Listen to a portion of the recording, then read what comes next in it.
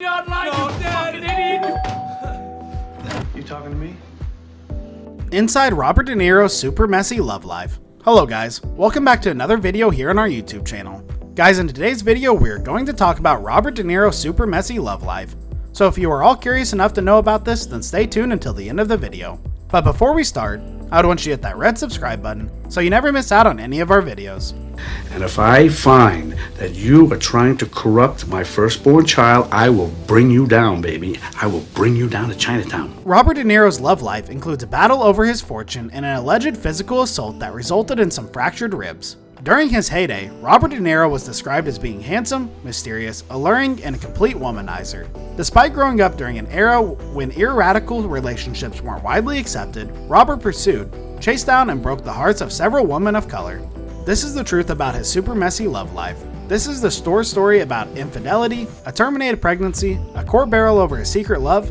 For a guy who made his fortune being a soul on camera, Robert De Niro is unusually private. Though he's been working for 57 years, he rarely divulges any information about himself off screen. After I give an interview, I spend all my time trying to explain what I meant, he once said. Now the actor rarely takes interviews, and if one's been through as much crazy stuff in his life as he has, it's probably for the best. Born in 1943 in Manhattan, Greenwich Village, De Niro had creative roots from the start.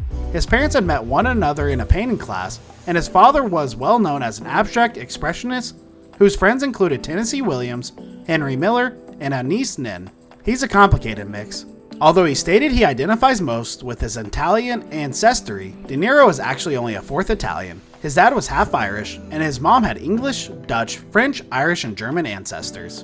De Niro got into acting at the age of 10, when he played the Cowardly Lion in a local performance of The Wizard of Oz. He didn't strictly follow the artist's path. He also joined a gang a few years later, which would inspire his highly praised gangster performances as an adult. During his 60s, Robert put all of his focus on acting and even on women. A book entitled De Niro, A Life claims Robert would pursue women everywhere he went. Film producer Jonathan Taplin stated he picked these incredibly strong girls, he'd fight with them all the time, they would always be in tears the next morning, and he would buy them some perfume. It was also noticed that his insecurities had also ruined his relationships.